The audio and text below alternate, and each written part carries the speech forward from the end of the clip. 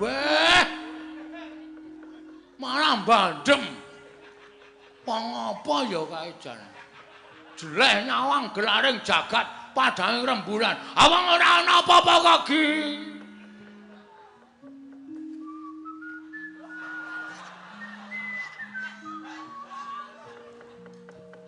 Modar ora kowe, kapok ora. Kapok aku jan ora percaya karo kowe, Petruk kae bandem Petruk kae. Aduh. Ngapa iki, Gong? Kena ndara Abimanyu. Kuwi cenanangan ora. Aku ki nek bandem ki mataku siwer. Kon bandem ora. Kene, kowe wae reng. Yalah. Weh.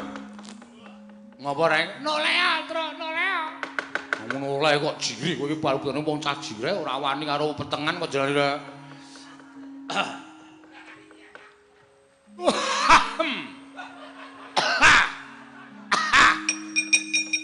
Semar kae semar dislametke.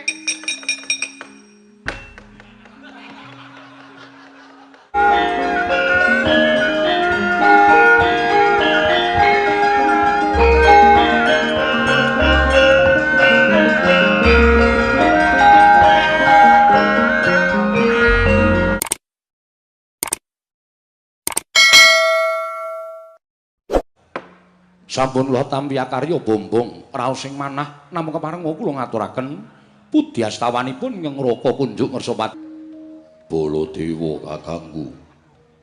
Aku ngaturake basaku katura Baladewa kakangku. Kadangipun Kakang Yayi Werkudara. Ya, siadi ngabekti karo pun Kakang. Wis ndak tampa kanthi lega legawaning penggalipun Kakang ora liwat pangestunipun Kakang Tampanana Bratasena. Ndak gegem dadiake jimat ora liwat prayoga nunggun melenggah ning Datriya Praja Ngamarta Baladewa kakangku. Werkudara kaya wis ora kurang kepenak praptanipun Kakang ana ing Praja Ngamarta. Nuwun sewu Koko Prabu nadyan ingkang rayi Madukara. Pun Arjuna kula ngaturaken sembah pangabekti kula kunjuk Koko Prabu. Janaka ndak tampa. Ora liwat pangestunipun Kakang Tampanana. Janaka kula bundingga jimat paripindayan ana ing kasantosan. Mugi kaskecan wanggen jengan ndika lenggah Koko Prabu Baladewa. Ya. Janaka kaya wis ora kurang kepenak praptanipun Kakang ana ing Praja Ngamarta dina samengko iki Yayi. Nuwun sewu Koko Prabu kula ngaturaken sembah pangabekti kula kunjuk. Koko Prabu kula ngaturaken sembah pangabekti kula kunjuk. Kadangipun Kakang Yayi Nakulastewa kembar ndak tampa ngaturke bekti karo wong tuwa. Ora liwat pangestunipun Kakang Tampanana binten tangsen. Nggih kula pundhingga jimat paripih dayan ana ing kasantosan. Ngono nggih. Kula pundhingga jimat paripih dayan ana ing kasantosan Koko Prabu. Nuwun sewu Koko Prabu. Saestu adamel gugup raos sing manahipun ingkang rayi Ngamarta. Krana rawuh paduka ingkang sengkan-sengkan datanpa pepoyang wonten ing Praja Ngamarta.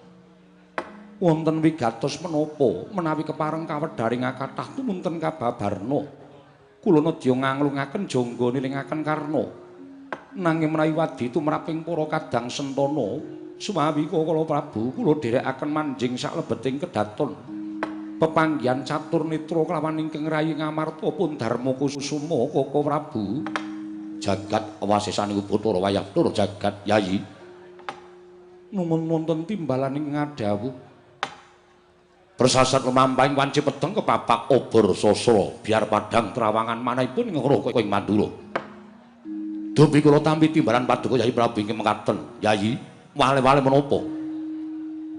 Sawanipun ngroko ing Mandura wonten negari Ngamarta, mongko ingkang datanpa pepoyan menika estunipun wonten wigatos ingkang badhe kula unjukaken ngersa paduka Yayi Prabu Darma Kusuma. Monggo Koko Prabu Purbawasesa sakwetahipun kula borongaken dhateng paduka Kanjeng Koko Prabu ing Mandura. Keparenga paring dawuh dhateng ingkang rayi. Kula nedya nganglungaken jangga nilingaken karna. Yayi, wale-wale menapa? Estunipun sawanipun ingkang ngraka ing Mandura wonten negari Ngamarta menika namung badhe nyuwun senjata pitulung tumbak kenceng dhateng kadang-kadang kula para Pandhawa. Supados padhang lelampaning ingkang sinandhang wonten garing Mandura Yai Prabu Darma Kusuma long-long rambyang ninggang driya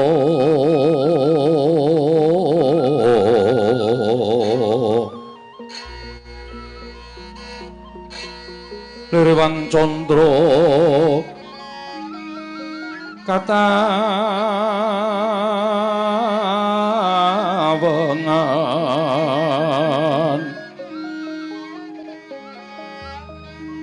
sumo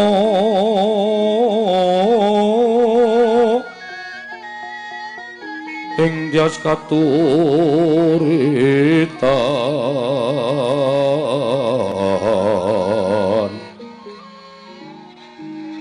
limut kapiyataning rojit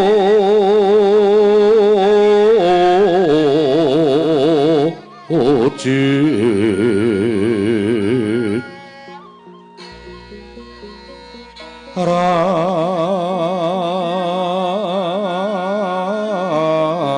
remengdri yo ma nawung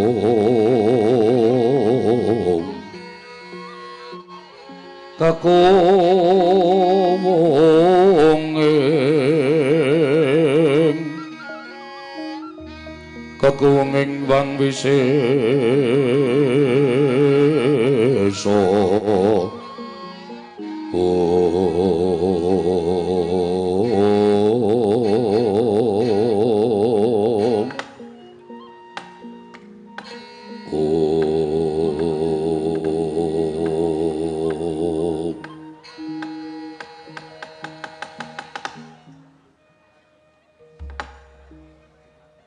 ndadosaken kagat raosing manahipun ingkang raying marta dene mekaten ya sing pangandika paduka Kanjeng Koko Prabu ing mestinipun para Pandhawa tansah sumindhe dhateng pangwaos paduka bebasanipun Pandhawa menika ngendika seklimah tindak sepecak boten ate kantun tansah tetarosan lan paduka Kanjeng Koko Prabu nanging kenging menapa paduka paring dawuh bilih rawuh paduka wonten negari Ngamarta namung badhe nyuwun senjata pitulung tumbak kenceng dhateng para Pandhawa.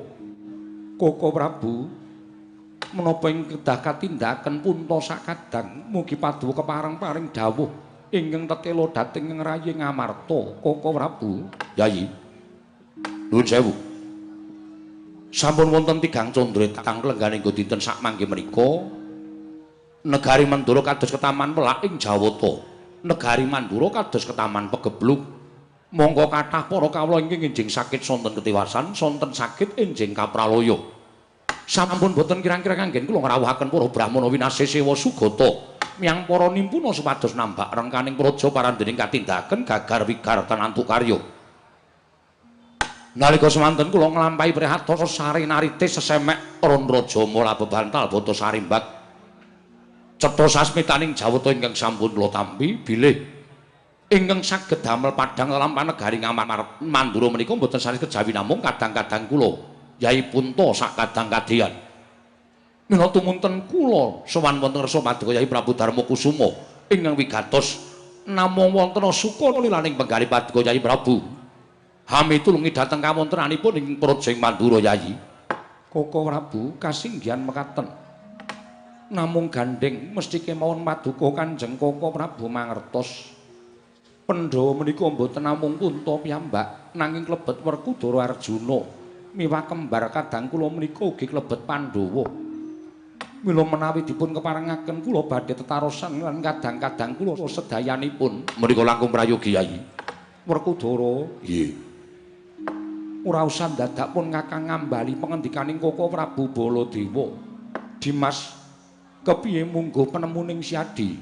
Wah, yen pancen Werkudara kadhawuhan munggah gunung, yen perlu jegur segara, waton dadi padhang lelakoning Baladewa utawa negara Mandura, aku sagung nglakoni. Semantrugi kula Koko Prabu. Nadyan kadhawuhan manjing tumangan bebasanipun kula mboten badhe selak. Koko Prabu, nadyan kula kadhawuhan beto barang ngawrat kula mboten badhe selak. Koko Prabu nadyan kula kadhawan lampah ingkang tebih. kula ugi mboten badhe selak Koko Prabu. Koko Prabu midhanget piyambak kesaganipun para kadang. Ing mekaten daya-daya kula aturi paring dawuh Koko Prabu. Walah dalah Yai. Ndadosaken bumbung raos sing manahipun ngroko ing Mandura. Lan mugi andadosna ing kawuningan. Sasmitaning jaut ing sampun kula tampi bilih. Negari Mandura menika saged waluya nirmala jati, jati temah mulya. Kawula wangsul gegesang ing kebaking katentreman waton paduka Yayi Prabu mitulungi dhateng ngroko ing Mandura. Inggih menika maringaken ngambil wujuding pustaka Jamus Myang Jimat Lima Sada kinarya nambak rengkaning praja Yai Prabu Darma Kusuma. Inggih Koko Prabu rawuh paduka ngersakaken pustaka Jamus Myang Jimat Kelima Sada Werkudara. Nggih. Monggo penemuning siadi kepiye Dimas? Ora sandatah wel. Ngelingono lelabane Baladewa tumrap negara Ngamarta kuwi gedhe. Wis bola-bali Pandhawa nandhang pepeteng Baladewa kakangku ingkang sagu madhangake. Bola-bali Pandhawa nandhang ribet Baladewa kakangku ingkang isa ngudari ribet kuwi mau. Mula besok kapan punta sakadang males kabeciane Baladewa kakangku kejaba mung iki kaludhangan ingkang banget isa kanggo males budi sarta isa males kabecianing Baladewa kakangku.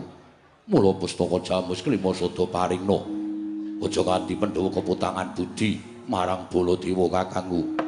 Mengkono Dimas. Ya. Arjuna kepiye? Mboten nami arep barbah pisan. Gandeng pangendikanipun Kakang Mas Jodipati sampun kados mekaten. Kula inggih namung dederek kersa paduka Kanjeng Koko Prabu. Yayi nek kula. Nggih, kula namung jumur kersa paduka Kanjeng Koko Prabu ing Ngamarta. Kula semanggaken Sedewa Darbiaturapa. Nun nggih, nyuwun pangapunten malih dipun paringaken radi majeng anggen kula ngabiyantara. Dimas Darbiaturapa matur marang pun Kakang Yayi. Sigra-sigra yen permana kanca sigra ngraken nawang sesangka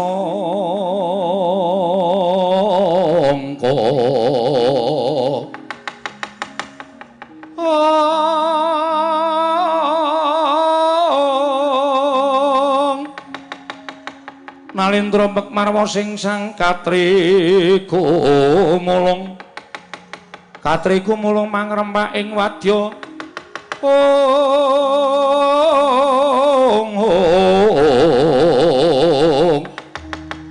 Purda kura reka giri-giri Ronanggono magawiya gelarira wang-wang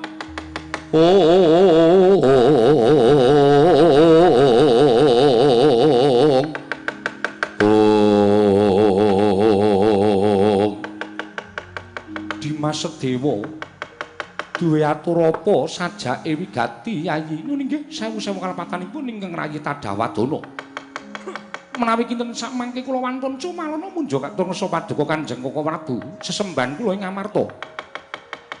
Yayi Darbiaturapa mara gage matura. Nun nggih. Menawi sakataing pepunden kula kadang-kadang kula sepuh sami sarujuk bilih pustaka Jamus Kelima Sada menika badhe kacaosaken dhateng Koko Prabu Mandura. Kula nuwun sewu Koko Prabu. Mboten ateges kula badhe mepalangi kersanipun maduka Kanjeng Koko Prabu tuwin kadang-kadang kula Kakang Mas Werkudara menapa Dewi Kakang Mas Arjuna. Nanging nuwun sewu, sampun ngantos sak mangke menika panjenenganipun paduka Kanjeng Koko Prabu gegetun dhateng lelampahan ingkang sampun kelampah. Mila kula aturi anggelar tuwin kula aturi anggulung langkung rumiyin. Lire kepiye Dimas atur kang kaya mengkono. Pustaka Jamus Kelima Sada menika panggesanganipun para Pandhawa.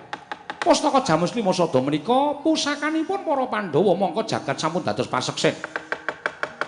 Pustaka Jamus Kelima Sada menika mboten namung panggesanganipun para Pandhawa nanging menika dados songsong gegebenganipun para kawula sak negari Ngamarta. Mongko samangke Koko Prabu Baladewa paring dawuh badhe nyuwun ngampil wujuding pustaka Jamus Kelima Sada kinarya nambak rengkaning praja ing Mandura. Sarana pustaka menika badhe kagem tumbal. Nuwun sewu Koko Prabu. Ujaring puni sepuh sami nyebataken dinggo tumbal menika apik-apike mung dipendhem. Nuwun sewu. Menika pusaka kok lajeng dipun agem tumbal menika kula nuwun sewu kula mboten lila, kula mboten ikhlas. Menawi paduka Kanjeng Koko Prabu maringaken pustaka Jamus Lima Sada Kakang Mas Werkudara sarujuk Kakang Mas Arjuna sarujuk menapa dene Kakang Mas Naluka nah kula menika ugi sarujuk nanging menawi sedewa nuwun sewu kula kepeksa nggondheli pusaka menika Dimas Koko Prabu Baladewa nyuwun pusaka mungkin Arya Sarana nambak rengkaning praja mengko yen wis paripurna bakal dikundurake marang negara Ngamarta. Ya, Sedewa. Yen wis negara Ngamarta iki mung katon padhang, pusaka bakal tak kundurake. Aku ora bakal milik pusaka Jamus Lima Sada. Mungkin Arya Sarana nambak rengkaning praja. Inggih, nyuwun pangapunten. Nanging upamiya namung Arya Sarana nambak rengkaning praja kula mboten lila. Amargi pusaka menika menawi ngantos pisah kaliyan para Pandhawa. Tiyang ingkang mboten remen kaliyan para Pandhawa tiyang kang boten demen kan para Pandhawa menika damel cintrakanipun Pandhawa, damel pejahing para Pandhawa menika bebasan angel mijet woing ranti. Mila jagat sampun dados paseksen bilih para Pandhawa menika boten kenging kesah utawi boten kenging pisah kaliyan pustaka Jamus Lima Sada. Mila menawi paduka Kanjeng Koko Prabu badhe mundhut pustaka Jamus Lima Sada inggih Pandhawa gangsal kedah sowan wonten negari Mandura. Lho Gusti. Sing tak butuhke iki ming pustaka Jamus Lima Sada. Aku ora butuhke para Pandhawa. Mula pusaka arep tak gawa ijen kundur marang negara Mandura. Kyai Prabu Darma Kusuma sakadang ndak keparake lenggah ning negara Ngamarta. Lah menika ingkang kula mboten cocok. Menika ingkang kula mboten mathuk. Menawi badhe mboyong pusaka inggih kedah Pandhawa kaboyong nanging menawi Pandhawa kantun wonten negari Ngamarta. Kula mboten ikhlas, kula mboten lila pusaka kaboyong dhateng negari Mandura Koko Prabu. Gusti to. Dasarmu apa kok nganti ora entuk? Sepisan pusaka menika dados kekuwataning para Pandhawa angka kalih. Jaman sakmangke menika kathah tiyang apus-apus lho Koko Prabu. Nyuwun pangapunten. Mboten nampa kula menika wantun dumuk dhateng paduka Kanjeng Koko Prabu menawi Koko Prabu menika kula sengguti ingkang badhe apus krama wonten negari Ngamarta menika babar pisan mboten. Namung kula matur jaman sakmangke menika kathah ingkang api-api tumindak sae nanging jatosipun badhe tumindak ingkang boten sae. Jaman samangke menika kathah tiyang ingkang badhe tumindak tetulung nanging nyatanipun badhe mentung menika kathah sanget. Mila samangke nyuwun sapunten kula mboten ndakwa paduka Kanjeng Koko Prabu namung kula matur menapa wontenipun. Kuwatos sing manah kula inggih to menawi paduka menika mangke badhe damel sae tumraping para Pandhawa. Nanging menawi badhe damel mboten sae kaliyan para Pandhawa, sinten ingkang badhe kapitunan tan wurung inggih namung para Pandhawa piyambak Koko Prabu.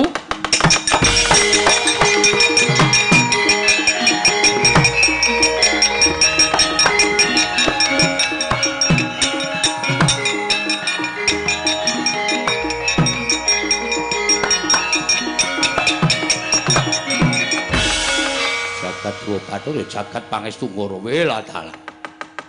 Gedhe cilike kowe ngarani aku yen to kadang Mandura kuwi bakal apus krama kalan para Pandhawa. Bakal gawe cintrakaning para Pandhawa sarana aku njaluk pustaka Jamus Lima Sada. Ya ngono apa piye? Nggih mboten. Kanthi aturmu kang mengkono mau cetha yen to kowe ndumuk marang kadangmu Mandura, mbok sembuh aku panjalmaning mungsuh bakal gawe cintrakaning para Pandhawa. Mboten Koko Prabu, kula namung matur, kula mboten badhe wantun ndumuk paduka Kanjeng Koko Prabu. Werkudara. Nggih.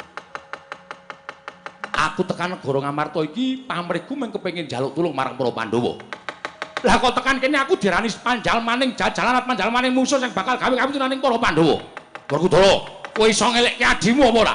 Rasaku ora kepenak, rasaku ora jenak. Lah kok dadi Baladewa minangka kadang tuaning para Pandhawa, neng kene dicecramah jenenge marang Sedewa. Wah.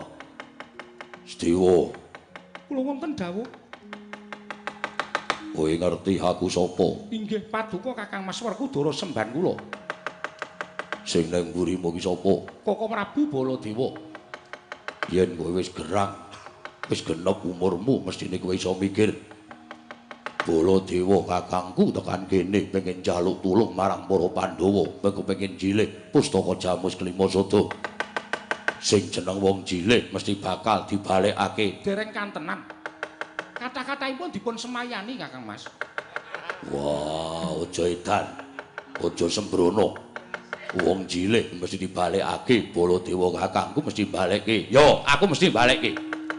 Nanging nuwun sewu, kula tetep mboten ikhlas. Sedewa. Wonten dawuh. Barep kakangku wis ngebarengake, aku wis entuk, Janaka wis entuk. Kakangmu Negula wis entuk. Kok kowe ora entuk? Tegese kowe wani marang dulur-dulurmu tuwa. Tegese kowe wani nglangkahi panguwasaning dulurmu tuwa. Mboten babar pisan, mboten badhe wantun. Kula menika ngungkuli dhateng panguwasipun Koko Prabu Darmakusuma mboten. Namung kula nggadahi pemanggih piyambak. Nuwun sewu pirembagan menika bedaning pemanggih menika mujudaken satunggiling kaendahan lan kedah dipun rembag kados pundi saenipun. Sampun ngantos kula menika beda pemanggih lan aja dipun lepataken menika nuwun sewu menika namanipun mboten adil. Ora sandata mulang wong gerang. Wah, pinter Anjara Langit, pinter Werkudara Harusdewa. Ora sandadak kakian bunem sing tanpa guna, saiki tak takoni. Inggih. Nek pustaka Jamus Klima Sada digawa Baladewa kowe entuk ora? Mboten. Lho, ora entuk? Mboten. Kula mboten ikhlas. Yen ngono padha karo Wani karo Werkudara. Kula mboten badhe wantun. Tegese pusaka entuk digawa. Mboten. Wah. Aja mulak-malik. Aja gawe nesune Werkudara. Entuk apa ora? Inggih. Inggih. Inggih piye? Inggih nuwun pangapunten tetep kula mboten pikantuk. Mergi menika pusakanipun Pandhawa. Menika pusakanipun para Pandhawa, mrawi Pandhawa pisakanen pustaka Jamus Klima Sada, Pandhawa badhe apes kekuatanipun Kakang Mas. Tetep ora entuk. Mboten. Sepisan iki aku takon mingkari pisan iki. Yen kowe tetep ora entuk ilang-ilangan ndok siji ora sudi ngopeni adhiku sing ragil. Minggat saka Ngamarta. Yen entuk diboyong Baladewa tetep lestari kowe dadi jangkeping Pandhawa. Lah kok ngaten? Ya men. Entuk ora? Inggih. Inggih nyuwun pangapunten. Nyuwun pangapunten tetep kula puguh mboten pikantuk Kakang Mas. Wah, minggat. Minggat Sedewa.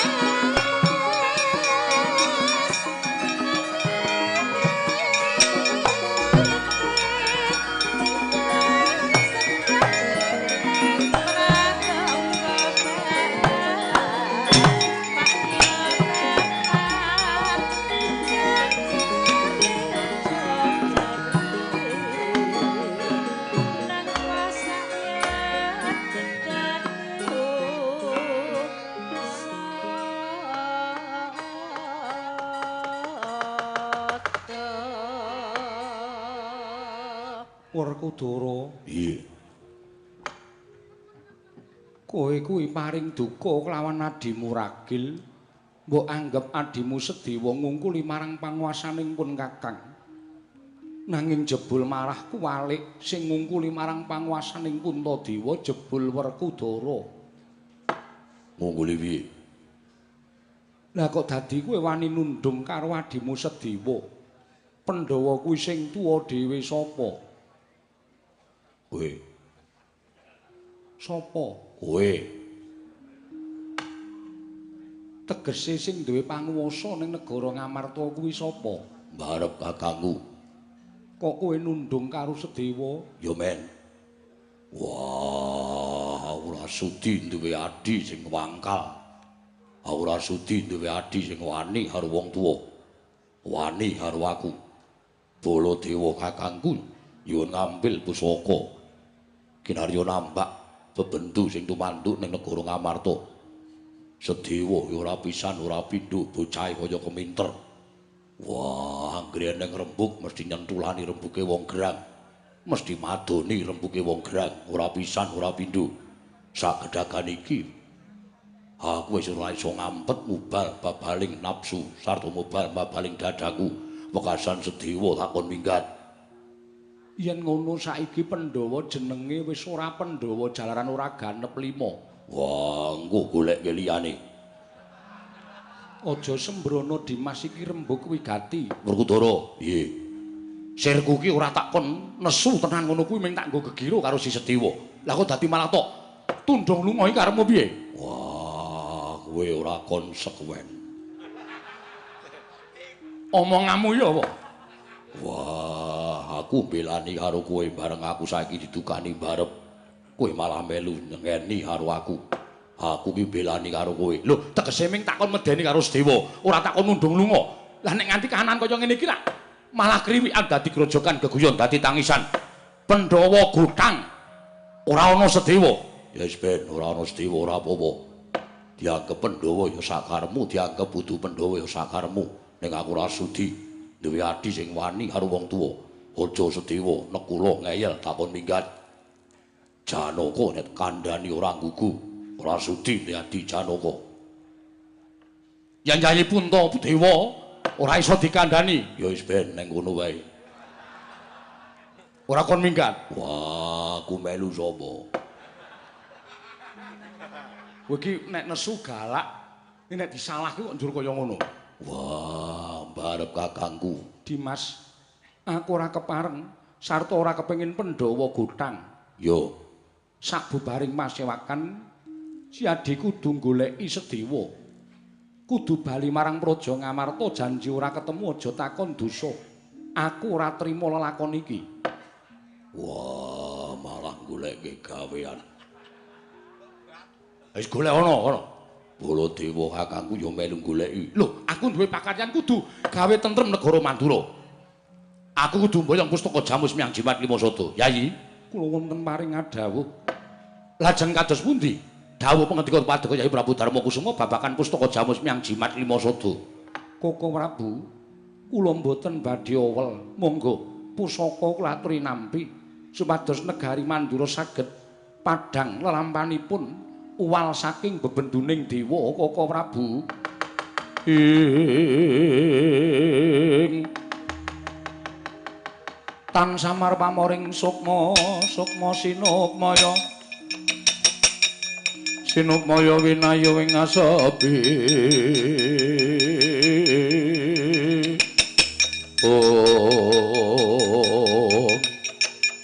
Ngaturaken panuwun ingkang tanpa pepindhan. Malah sak mangke gandeng pusaka sampun wonten astanipun ingkang Araka ing Mandura. Sampun ngantos kinten kula ingkang dados tuk sumbering perkawis negari Ngamarta. Kepareng paduka Kanjeng Koko Prabu. Dinten sak mangke kula badhe ngrencangi Werkudara langkung rumiyin ngupaya wonten pundi dunungipun Sedewa. Supados kempal malih kalian para Pandhawa. Inggih Koko Prabu, kula semanggaken Werkudara. Nggih. Tanteni njaba sapurnaning pasewakan si Adi arepun Kakang golek menyang dilane Sedewa. Ya Baladewa kakangku ngestoke dawuh.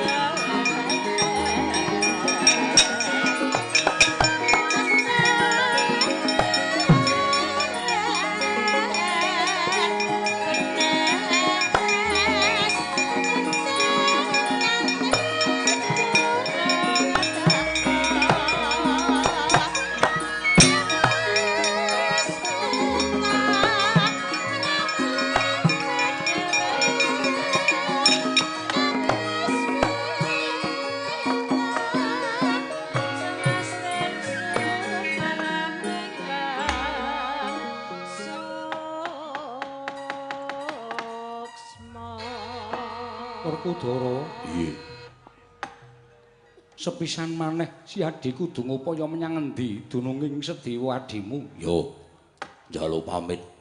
Sing ati-ati aja kaya bocah cilik. Arjuna kula nun balane ngadhawuh Koko Prabu. Budhalna kang padha seba ingsun kundur ngedaton kula nun madal pasilan. Sing ati-ati aja kaya bocah cilik. Yayina kula derekna pun Kakang mlebu jroning kedaton Yayina kula kawono nun wis pakan dawuh monggo Koko Prabu kula derekaken Dimas Arjuna kaya wis ora ana dawuh maneh. Purna gati ning pananggilan. Sanut sasundur kedaton jelok saking dampar kencana kinapit gambaran gading. Kadheranken sangganing para Banceti manggung ketanggung Japa Paloro ingkang sami ngampil upataraning keprabon. Kawis tinggal saking Mandala tindaknya Sri Naranata kasrating Sang Hyang Pratangga Pati kaya gumebyar busananing Sri Naranata wau.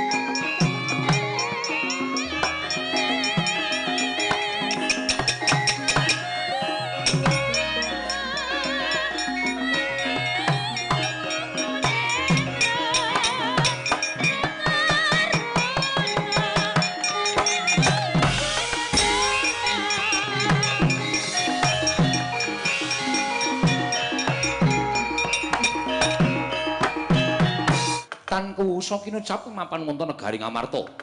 Gandaka Jawa nalika semanten pelajaripun Raden Sedewa Semana sak telenging Wanawasa.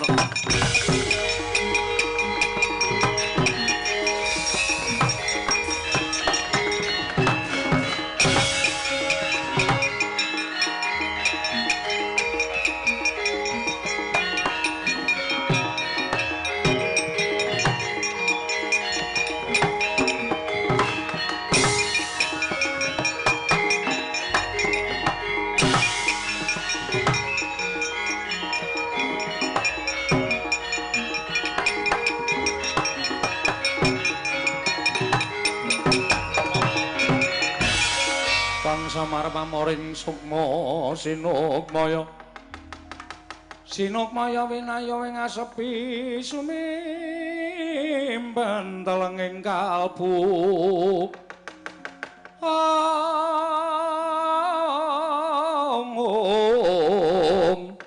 pambukaning warana tarlen saking liep layaping aluyup ya jagat dewa Bathara. Wela dalah ora kanyono-nyono lah kok malah kanan sing tak lakoni kudu kaya mengkene nampa dukaning Kakang Mas Jodipati. Monggo Kakang Mas Werkudara kuwi wis duka karo adi-adine mesti banjur supe Purwoduksina nganti mentala nundung marang Sedewa lunga saka negara Ngamarta. Ya, tinimbangane aku urip mongko ora duwe sanak kadang.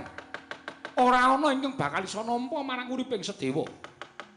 Luwe-luwe aku kudu pisah kelawan para Pandhawa. Ora ana gunane aku urip ning alam padang. Bebasan wastra lungseting sampiran sarah mungguing lautan tak golek dalaning pati leganing atiku aku.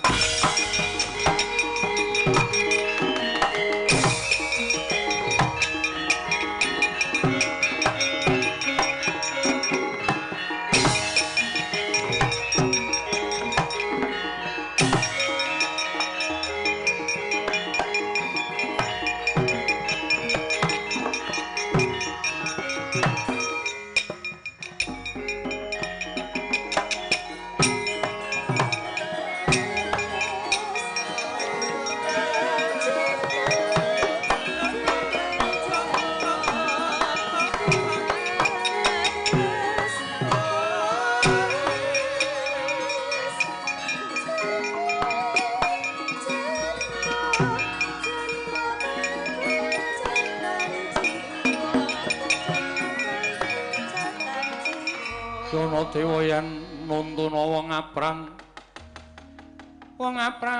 kasangsaran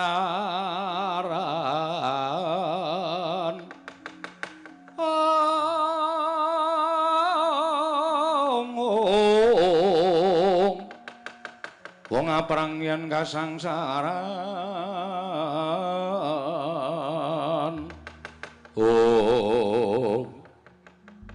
nuwun sewu ndadosaken kagyat manah kula menika mboten pangling kadi iwang pikula narada kencang warudaya mak papong bu bolong kali cedhe sapa sing gawe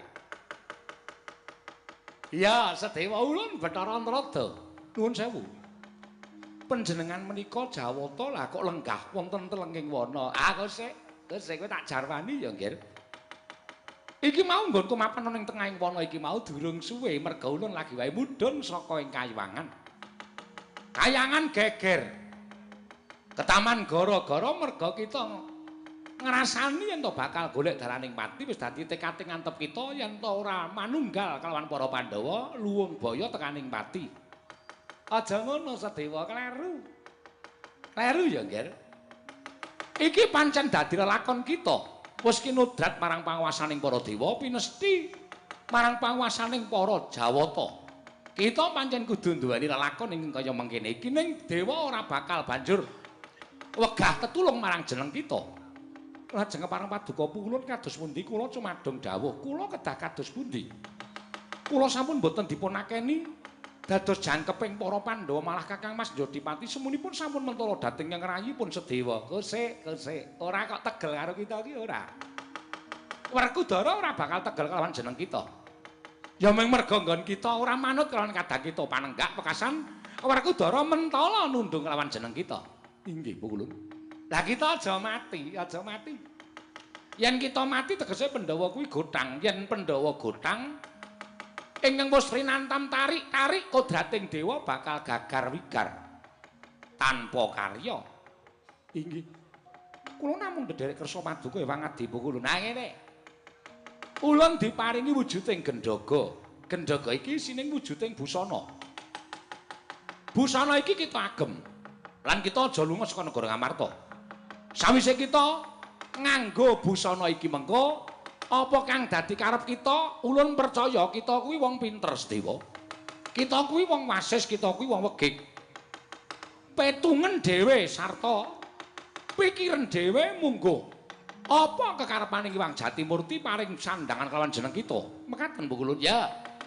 Menawi tela mekaten tumunten kaparingna badhe kula tampi tampanana nggih. Lan agemen busana iki ulun kondur makayangan. Lho nggih, sembah kula ingkang nderekaken Jengkar Paduka Hyang Adipa kulun. Ya Setira.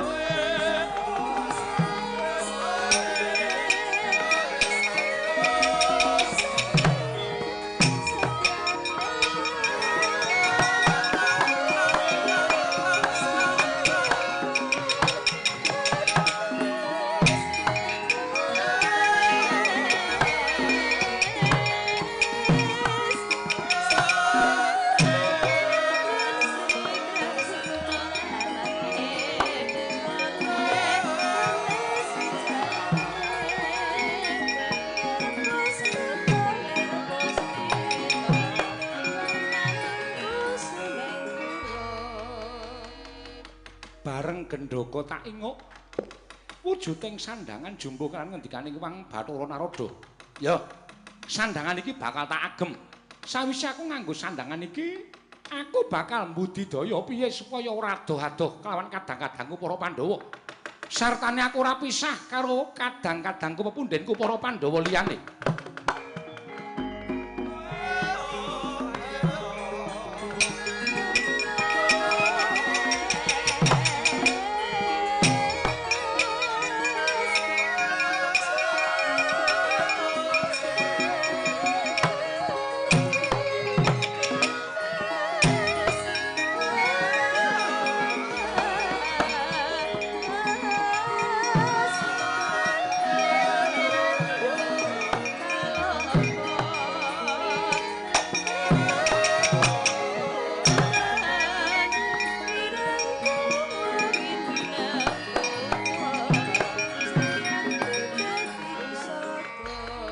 Kajarian putra lamun kawekasan yeka wis anggeni maya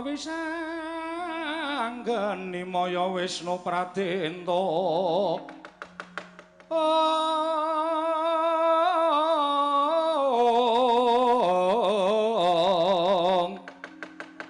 Wisnu Pradenta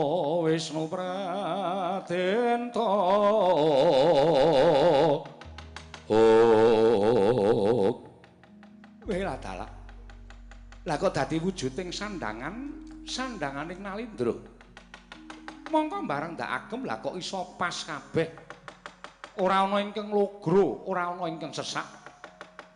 Yen ngono iki wis dadi dawuhing Sang Hyang Jagat Giri Pratingkah, aku kudu iso golek lelakonku dhewe. Ya. Yen to pancen kaya mengkono jagat neksenana. Aku Nalindra kleyang kabur kanginan. Dudu Raden Sedewa nanging Prabu Pandhuasmara. Niatku mung bakal praktek nang negara Ngamarta gandeng aku kuwi ratu ingkang durung duwe garwa, mongko kepengin banget aku nambut silaning akrama. Mengku sawijining wanita. Mongko ora ana lenging ciptaku, nggonku kepengin mengku garwa kejaba amung putri saka negara Ngamarta ya kuwi Dewi Kunthi Talibrata. Yen aku tekan negara Ngamarta nglamar Dewi Kunthi, mesti Raden Werkudara sak kadang-kadangane mesti padha duka kelawan aku iki dadi jalaran nggonku bakal males mudi tuwuh lara wiranging atine Prabu Pandhuasmara leganing atiku.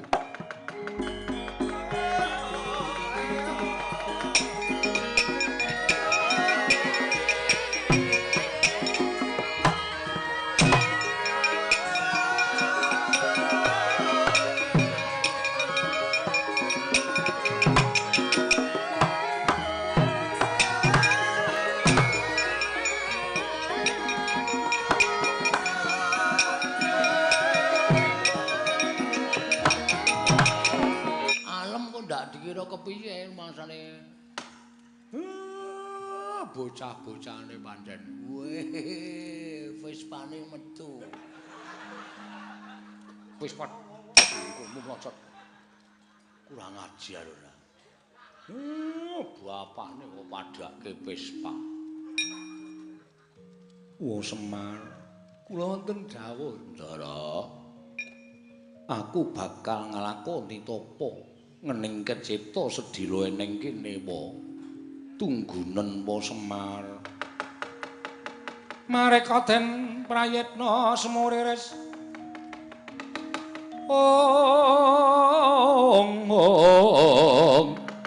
Semuriris eka balik.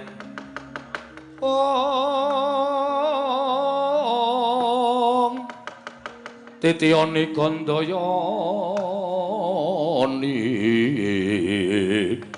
Trisanya Purnama sasi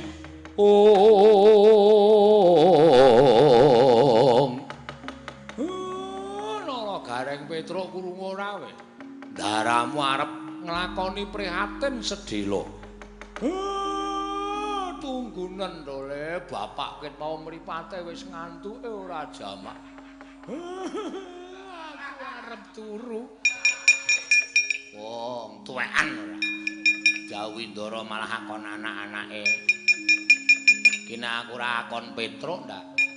Iso kedisian Petruk malah ngrekoso aku, Reng. Aku ket mau bengi iki rondo ora leren sprene nderekke Ndara.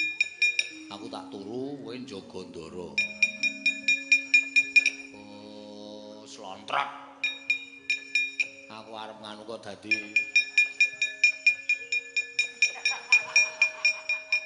badhot ki ora. Kedisikan malahan. Petruk Ndaramu ditunggu, Gong, Ndara ditunggu. Reng, Ndara ditunggu. Aku ngantuk banget, aku ya ngantuk banget. Aku semono uga bar dangdutan iki mau jan krekes-krekes awakku, Tru. Iya. Ya wis dinggo teruse. Ngene wae Reng gentenan. Kowe jaga sih. Engko nek wis 2 jam apa sak jam engko nggugah aku genti jaga, kowe genti turu. Yakin? Yakin. Iki tugas bebarengan ora kena iren kudu adil. Ya aku kari manut wae. Rekat lampahe nglata tanpa antara prateng sukuning arga iram kang tumingal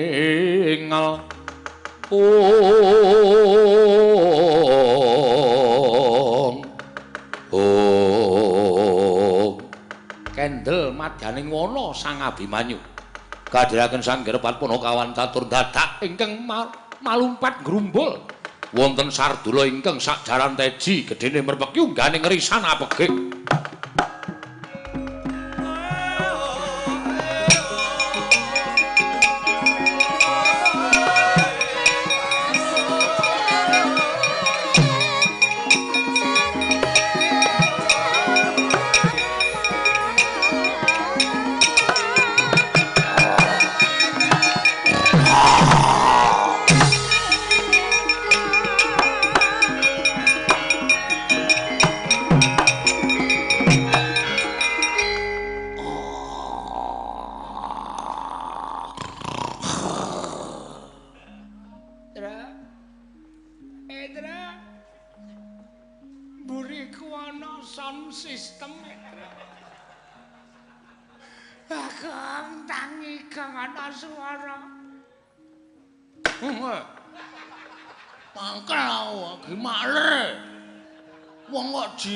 Jamak-jamak. Reng ora trewet lho iki wong arek ngaso lho. Gareng kepruken watu sirah iku. Lah kok dadi ana wong arep turu kok rewel.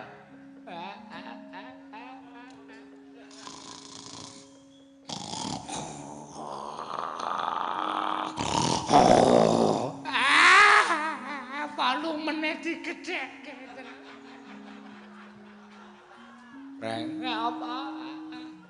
Dadi wong lanang ki aja jire-jire, ditoleh.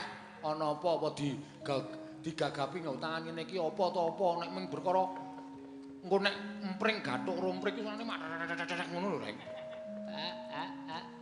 Tak gagapane. Ya.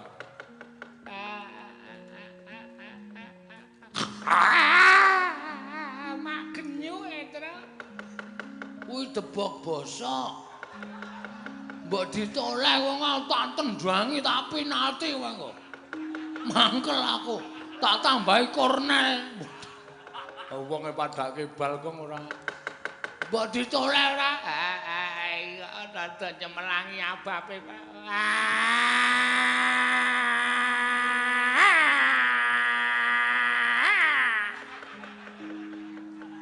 Ngopo Reng?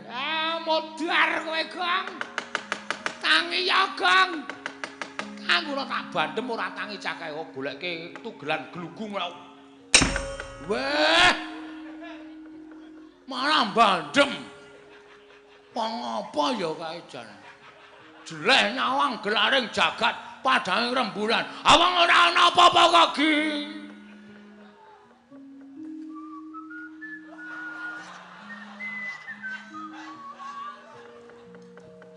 Modar ora kowe, kapok ora. Kapok aku jan ora percaya karo kowe. Petruk kae bandem petruk kae.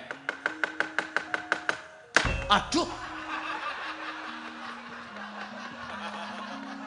Ngapa iki, Gong? Kena ndara Abimanyu. Kuwi cenanangan ora. Aku ki nek bandem ki mataku siwer. Kon bandem ora. Kene, kowe wae Reng. Ya lah. Weh. Ngapa Reng? Nolea, Tru, nolea. Ngono oleh kok jiri kowe iki bal-balane wong cah jire ora wani karo petengan kok jenenge.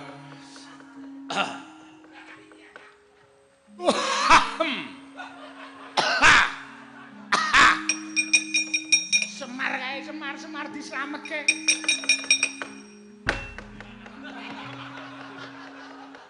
Kok mentul ya, Reng? Ah kena bokong, kena bokong. Kena bokong, Semar iki bokonge empuke ra jama-jama kok. Golek watu wae. Aja kok engko nek gagar utak men. Men ra nggo watu ora. Ora nganu.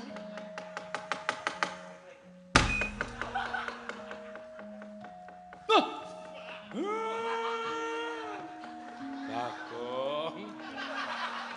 Ngandel ora gagar otak kae. Wong macan kok diunekke Bagong ora. Kapamu kapan mulo ora sok sembrono ora.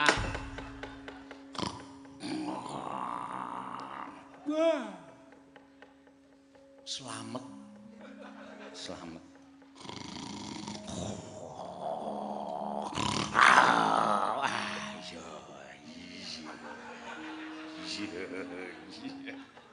Piye, Pak?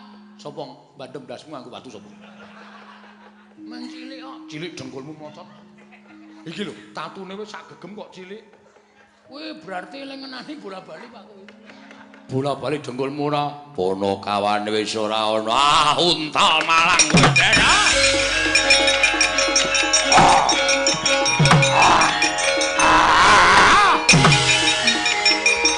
Waduh, Pak.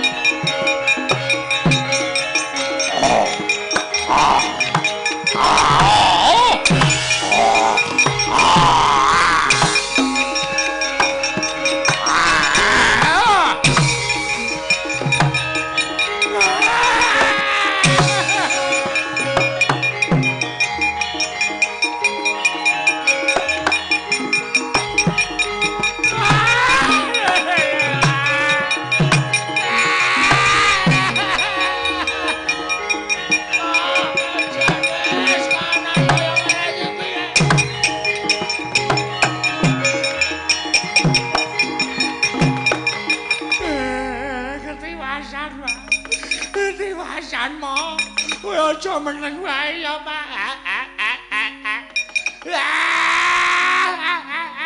Mer, kowe ora meneng wae, Mer. Ora Abimanyu, Pak. Ndaramu kena ngopo, Petruk? Kowe karo aku nyingkir. Ndara Abimanyu nglakoni semedi eneng macan mburine awake dhewe mau. Macan nyaut Ndara Abimanyu tanpa diwenehi nggon. Ndara Abimanyu diuntal karo macan. Hei!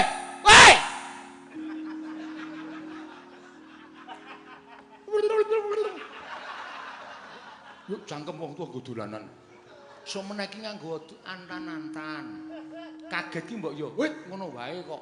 Wah, akhirnya yo kaget. Lambeku dingenek-ngenekke. Ya men kok lho.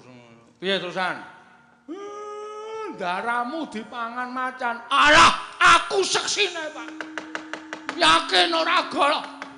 Ndara mangan macan, Pak. Kuwalik. Meneng. Rasa omong. Iki dintekke.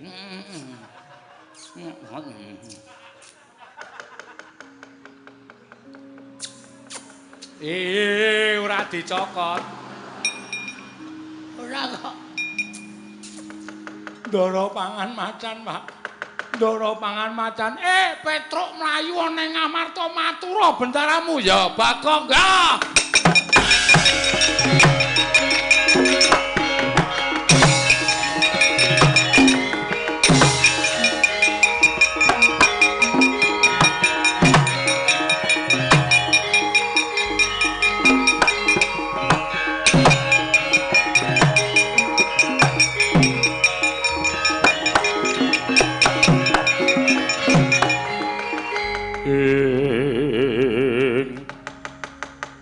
Bermulore mangusum yo ngamblengeng. Wah, kaya wis adoh nggonku mlaku. Pirang-pirang desa tak liwati, alas gunung tak unggahi.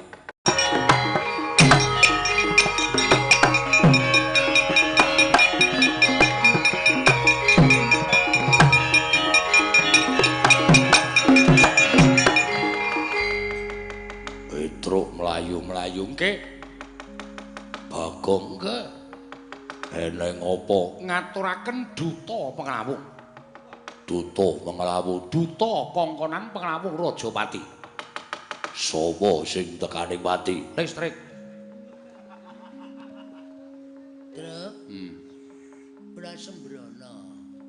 Menek Ndara Werkudara nesu bres ngono cilaka kowe. Matur sing apik. Pedro. Nun. Listrik iki sapa sing mati? Sampeyan niku nek tak kula ndagel sampeyan aja ndagel. Ah, materi pasaran kula. Engko njur Petro ora metu ora apa-apa ana Werkudara. Augan carane ngoten niku kurun sampeyan materi karo rezekine kanca nek ngoten niku. Sapa sing tekaning pati? Kula nderekaken Ndara Abimanyu teng tengah wana mboten ngertos sangkan paraning bilai. Wonten macan sing wantun nedha Ndara Abimanyu pejah dipangan macan. Wah.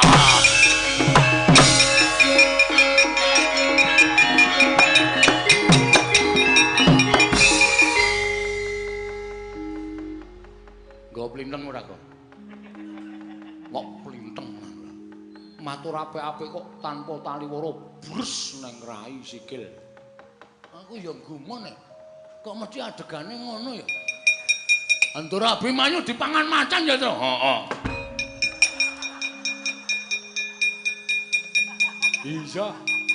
Iya. Tekan engko nganti ora iso males karo kowe. Ditenono pajake aku ora iso males karo kowe nendang sirahe kakangne. Wong nandur bakal ngunduh gong tak kandhane.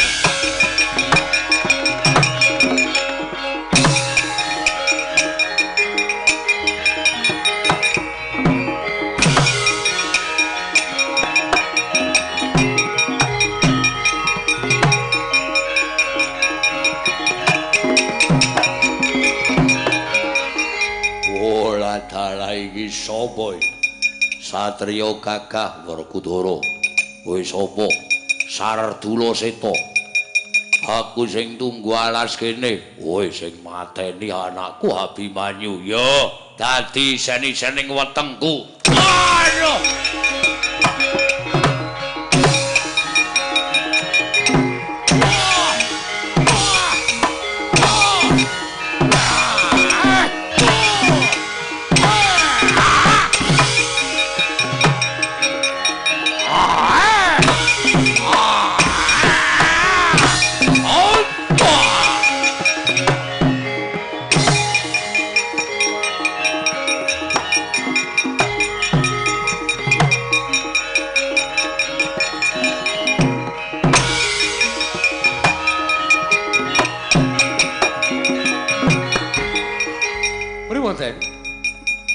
Memper Abimanyu dipangan macan. Loh, kok memper? Macane ampuh. Wah, tendang ora dirasake. Cocok nganggo kuku Pancanaka ora dirasake.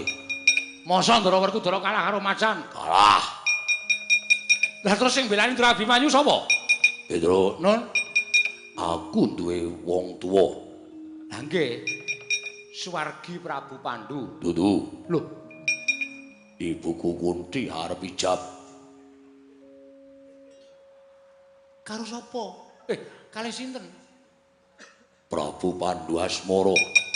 Kuwi wong tuaku sing anyar. Loh. Napa nggih? Yo. Wong tuaku ora iso gawe srana barine Abimanyu aku ora ngaku jenenge Pandu Asmara. Pun monggo mawon, Den.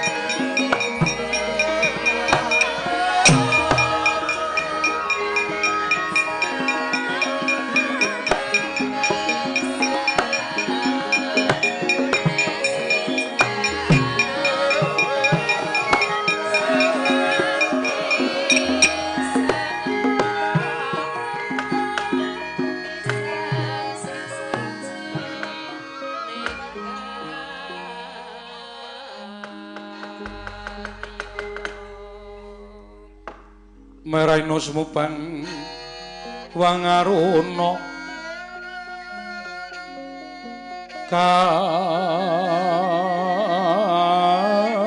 katinetraning uga rapuh sabdaning kukila rengkane kara saketer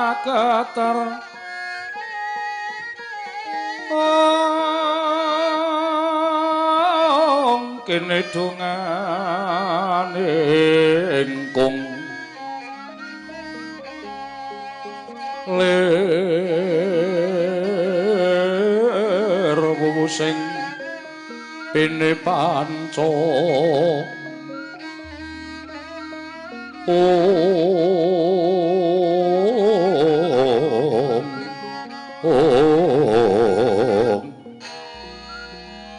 Bebetoking ayam wana mrak manguwuking pagakan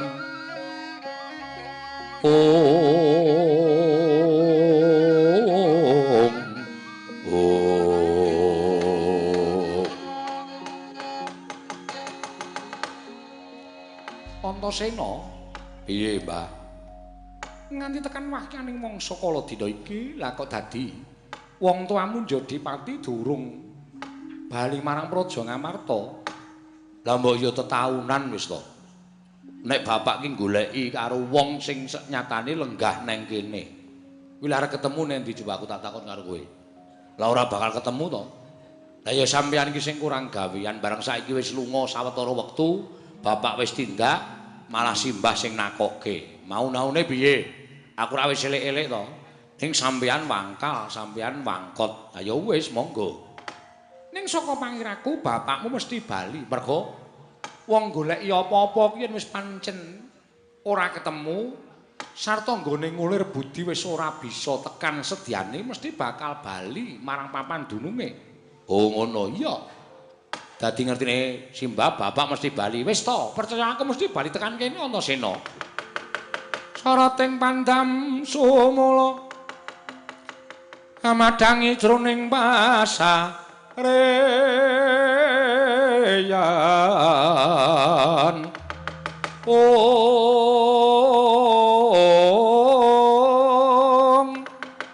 Ngenangi wadana katon remu-remu kalingan ngangreng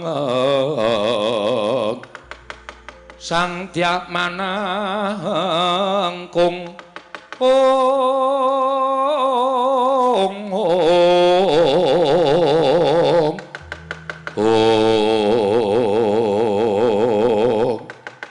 dereng ngantos paripun sami Balwacana kasarupraptaning Raden Werkudara. Wah, bapakku Pandhasmara, kowe kelangan putu, bapakku.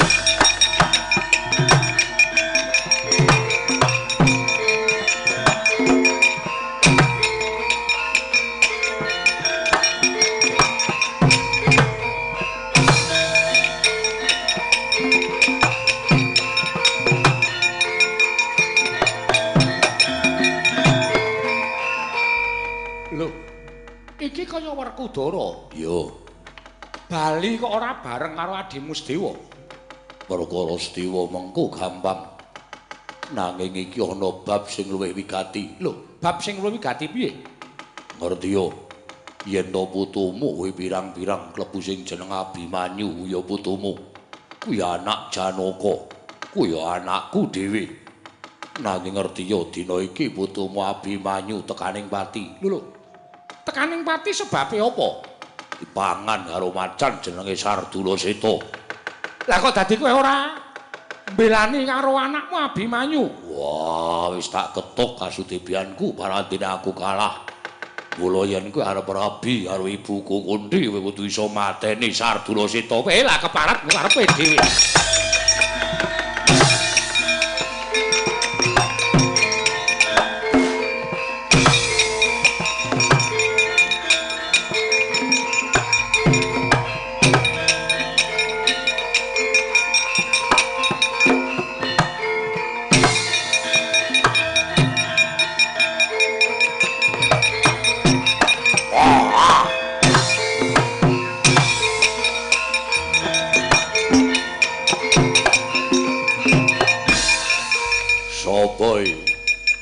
Nalendra ngamarta wong tuane Pandhawa Prabu Pandhasmara kowe sapa? Sardula Seta. Lho, yen ngono kowe engkeng mangan putuku Abimanyu. Ya, ora bakal bisa urip. Wis dadi isen-isen ning wadukku. Ora tok balekke tak pecah siramu. Agak-agak limpah. Waduh.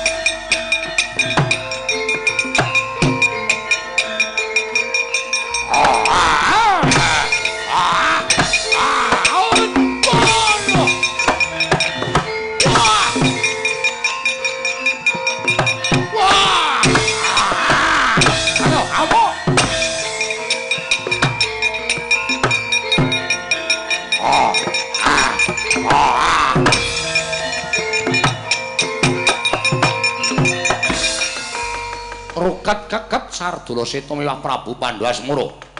Nalika semanten oyahan ayo Baskara Titi mangsa ical wujuding Sardula Seta nengge babar sejatining wujud panjalmaning pandhita ing Kendari Sada Begawan Anoman ingkang kancing gelungipun Kinaryata Panata Ndarawati miwah dhateng katun Raden Abimanyu Prabu Pandhasmara bali asal mula bukaning wagil Pandhawa Raden Sedewa.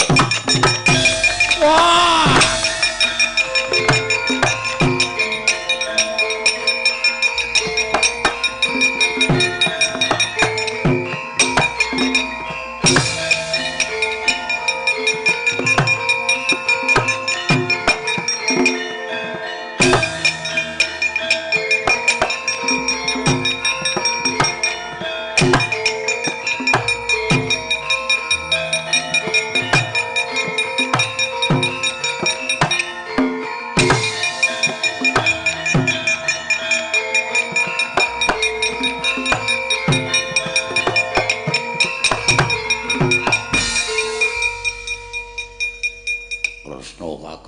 iya Dimas.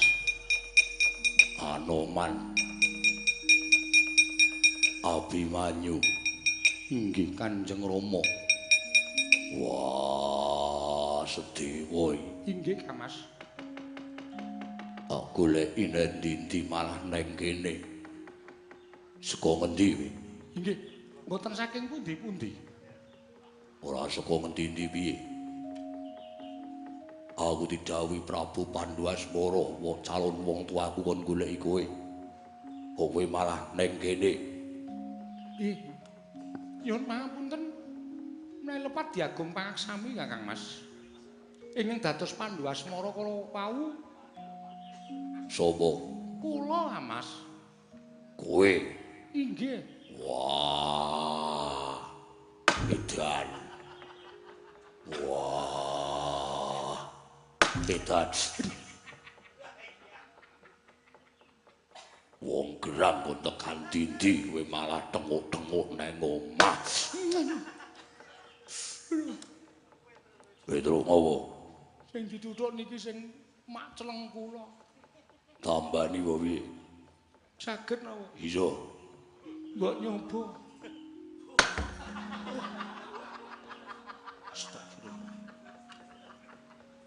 Tangane gedhe semono. Nggo nyaduk ora. Wah, Kresna kakangku.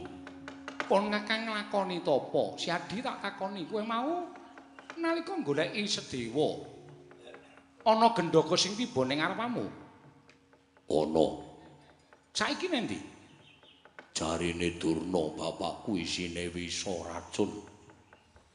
Mula banjur dijaluk Durna bapakku, aku ora dikeparengake nyekel wujuding gendaka. Lho. Gendagane digawa Durna? Iya. Waduh. Lah mongko kuwi wujuding Wahyu, kang aran Wahyu Tirta Kabulayat. Lah kok malah tak meneke Durna ki kepiye Werkudara? Wah, lah wis iki senengane ngono kuwi kok. Ya wis. Wis meneng. Meneng wis ora omong. Cerewet ajar. Ya men genake omong niku isine Wahyu kok dadi diparengke karo Durna niku pripun? Petro, nun. Kowe rak sok maling to? Nggih. Kowe tak kongkon ning negara Ngastina. Nggih. Meneka beteng. Oh nggih. Iso nyolong Tirta Kabulayat wujuding gendaka. Njaluk apa tak turuti? Yakin? Iya. Iki ora apus-apusan lho iki. Ora. Kang apus-apusan titenono. Ora Petro, wis to njaluk apa tak turuti? Oke, tak mangkat kula. Ning entuk lho liwat dhuwur barang itu. Sakarepmu. Keprigelamu nggonmu nyolong ketono. Siap.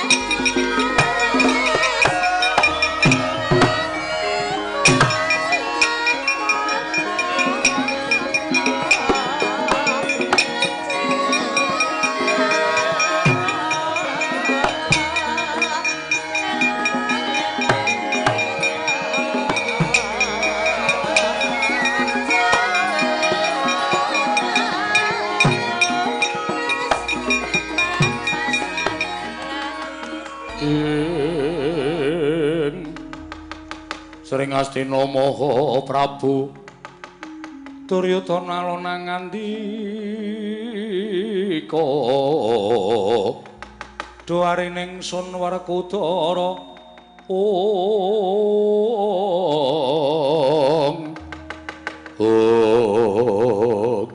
Babudurna wonten dawuh Ger menapa menika ingkang winastan Gendhoga isi tirta Kabulayat. Leres. Anggen kula nglembuk saking nanganipun anak kula Werkudara. Mongko dawuhing para Jawata, sinten Kurawa ingkang saged ngunjuk mboten kitang setetes tirta Kabulayat menika badhe jaya mbenjang Bratayuda jaya pinangun.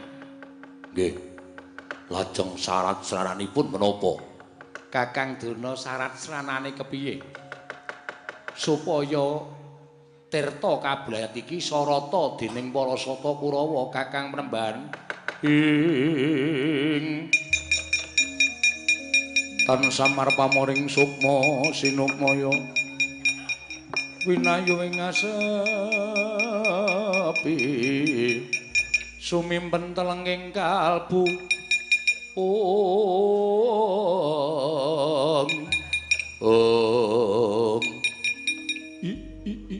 Om Mastu Nomo Sidam Skaring Bawana Langgeng Putulun Gir Duryudana Wruhanira Kulup Ulun Dewa saka Kayiwangan Manabda paring sabda kelawan jeneng kita Kulup miturut pengendikaning Sang Hyang Bathara Guru sapa ingkang bakal ngunjuk tirta Kabulayat yakti kudu siram jamas Dewa Sraya kanthi nganggo sampo biyore kanthi cara mengkono wis resik lahir lan batin kita yen wis kelakon siram jamas Dewa Sraya kita diwenangake bakal ngunjuk tirta Kabulayat. Wis nggih, cukup semono kang dadi sabda ulun. Ulun kundur makayangan nggih, Duryudana.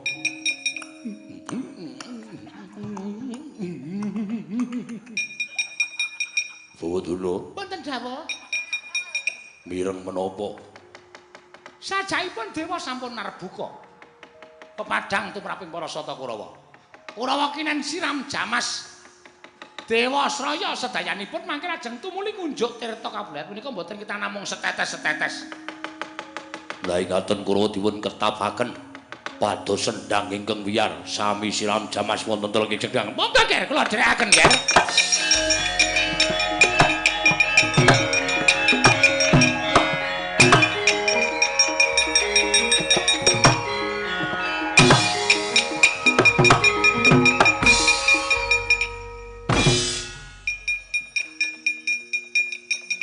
Pinter-pinter kok diapusi kok kena.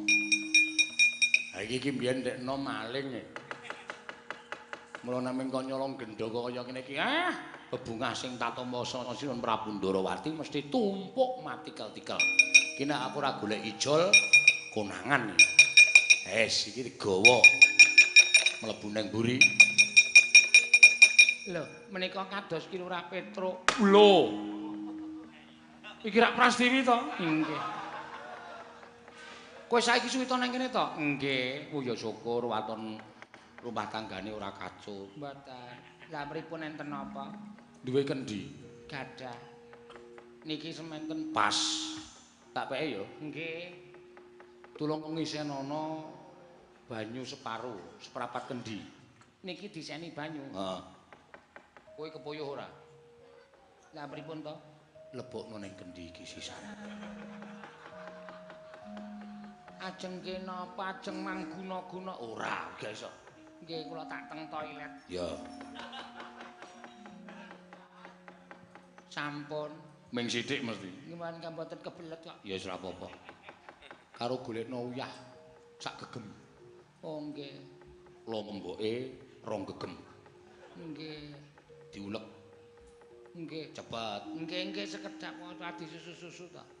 Wis cemplungno nggon kendi iki. Nggih. Kuwi apa kuwi? Genah telek pitik ngoten kok. Cemplungno kene sisan. Kok ajeng kene apa? Wis to ge wis. Nggih. Wis ublaken duglak. Wah, lintrek kaya ngeten Wis men. Ya. Kurawa tekan kene bar do kramas terus dinahi setetes. Tes. Terus do mendem dhewe-dhewe. Tirta Kabulayat. Mulih Tirta Kablayar wis tak gembol nang kene sengara aturke sinuwun Prabu Ndarawati.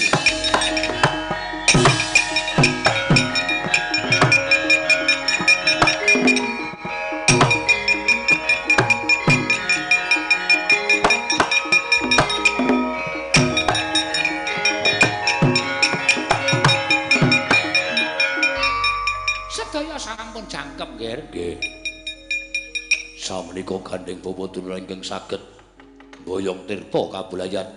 Bapa Durna ingkang kula aturi ngrumiyini. Lho, mboten panjenengan menika Nalindra. Mboten. Panjenengan ingkang ngrumiyini. Kakang Durna sing nomor 1, men dinggo conto Kurawa, ngono lho. Oh iya Dik Pati. Tau mbene. Ora ketang setetes ya Dik Pati. Sing penting dayaning Tirta Kablayar iso tekan jiwaning Kurawa. Tekan jiwaning Kurawa. Ing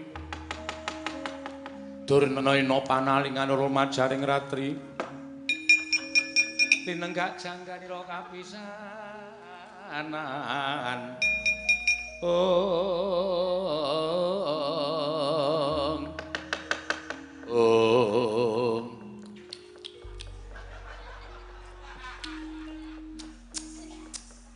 pripun kok mecucu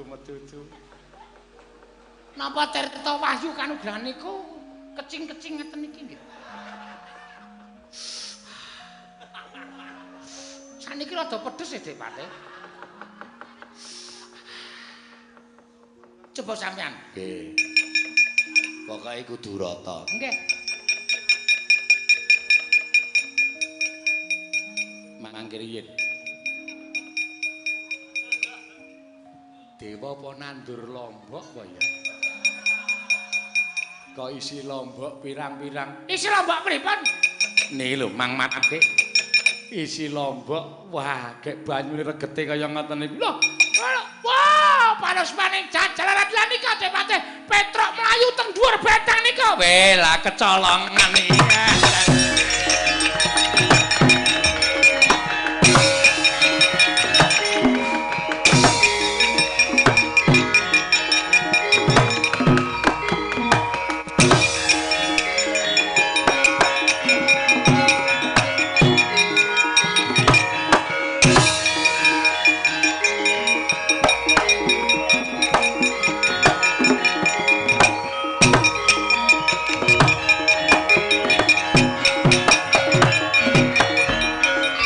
Wasis tenan kowe. Lho kula ngene teko kudu ngrampung niku diasta. Iki mengko bakal tak paringake Yai Prabu Puntadewa nggih. Tawanake Kancing Gelung Kusike Petruk nggih. Terus wis tak janjeni kowe tak paringi dhuwit 400. Alhamdulillah. Matur sembah nuwun. Matur nuwun. Mendadak nangis barangnya apa? Selamipun gesang tringati nyekel arta kawan atus. Matur nuwun sinuwun. Iya. Nyo Tampanono. Abang. Iya. Lah kok mung siji. Kowe pira? 100. Ngawur. Kene. Iki tak gelar duwite ya. Nggih. Tulisane ana pira cacahe? Neng pojokan pira? 100. Pojokan sijine 100. Diwalik. Pojokan kene pira? 100. Pojokan kene pira? 100. Jumlahe 400. Oh, bekas pelawak sampean.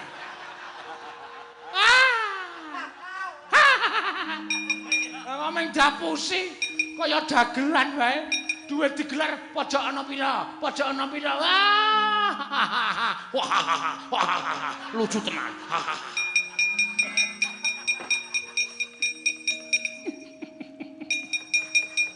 Ngapa Truk anjur begogok? Dapusi aku kok. Ayo sekae Ndara Sinuwun Ndarawati iki piyai pinter e.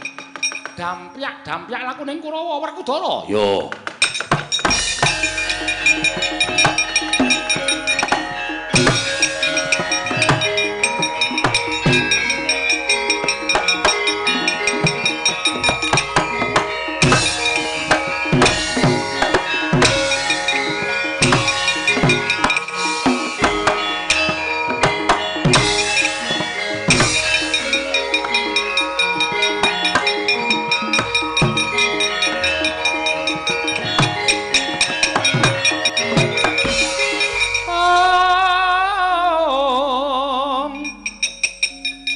Kakang grosa sumbar lindhu bumi konceng kumalucuk ing Werkudara Artamarma jaluk tirta kabulaya jebol dadamu. Wah! Oh, mati. Wah! Wah!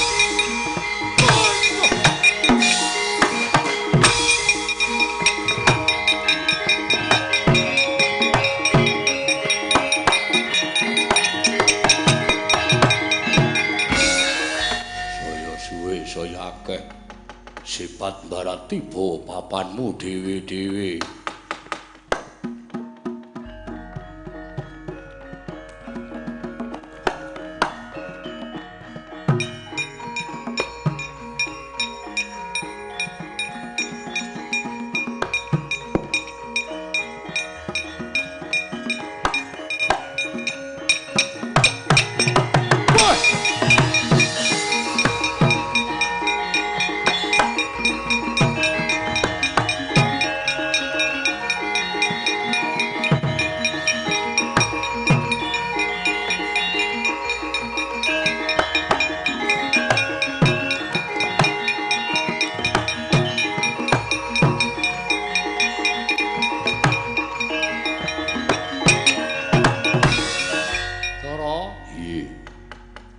Tirta kablet wis ana astanipun Kakang. Ya. Ayo mlumpuk marang negara Ngamarta. Padha bebarengan kembul bujana ngunjuke tirta kabulayat. Iki daya kekuwataning para Pandhawa kene bakal besok napaki perang gedhe Yayi. Yo. Kresna kakangku mengkari manut. Purnaning gati wit Pramadya wusana niskala ora ana swiji apa. Kakang Semar Maragage paringa pangandikan. Nggih. Menawi mboten kula ingkang matur mboten badhe rampung. Namung derek klungsu-klungsu menawi udu pergelaran menika mugi saged dipun tampi apa dene mboten kula nyuwun guning samudra pangaksami. Kula pribadi lan kanca-kanca sedayanipun nyuwun pamit madhal pasilan menawi wonten lepat nyuwun pangaksami Ndara. Iya ya. Ki Kakang Semar ora dadi ngopo Kakang Semar? Nggih.